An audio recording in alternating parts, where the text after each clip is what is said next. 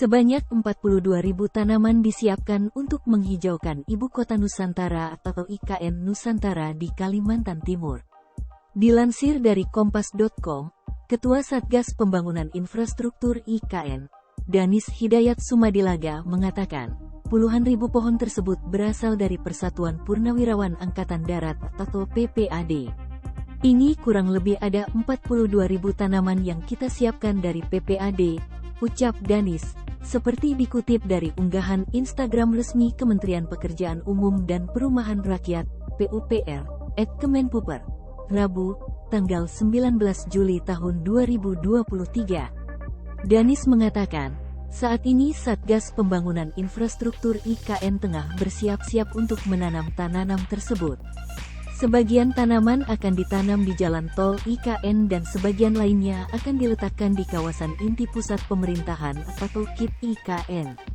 Lanjut Danis, penghijauan ini merupakan bukti manajemen konstruksi pembangunan infrastruktur IKN juga peduli terhadap lingkungan.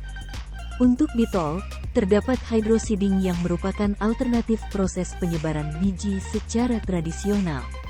Teknik hydroseeding dilakukan dengan cara menyemprotkan campuran bahan khusus ke lereng jalan. Di antara tangga-tangganya itu akan ditanami pohon-pohon, imbuh Danis. Menurut Danis, tugas penghijauan IKN tidak hanya sekadar menanam, tetapi juga dengan memastikan pohon benar-benar hidup. Pernyataan senada terkait penghijauan IKN juga pernah disampaikan oleh Menteri PUPR, Basuki Hadimuljono.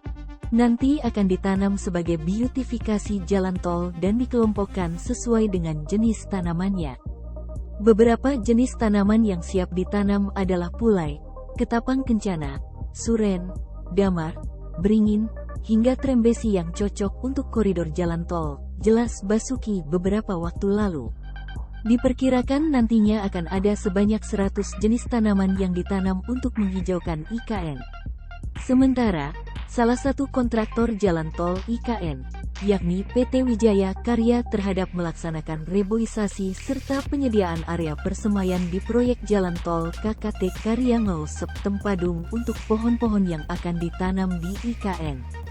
Direktur Utama Wika Agung Budi Waskito mengungkapkan, Wika juga bekerja sama dengan bank sampah lokal untuk mengelola sampah-sampah yang dihasilkan di proyek Jalan Sumbu Kebangsaan Sisi Timur. Dengan kerjasama tersebut, limbah semen cucian mixer akan disalurkan ke biopori residu untuk digunakan kembali untuk perkerasan jalan akses ke proyek Imbuh Agung. Selain itu, ia mengatakan, limbah juga dipisahkan berdasarkan kategorinya untuk dapat diolah. Setelah 8 minggu, kata Agung, kompos terbentuk dari lubang biopori dipanen dan diaplikasikan pada vegetasi sekitar lokasi proyek. Kami tentu berharap pembangunan akan berlangsung dengan baik, sehingga bisa segera rampung dan dapat mendukung keberlanjutan pembangunan IKN, ujarnya.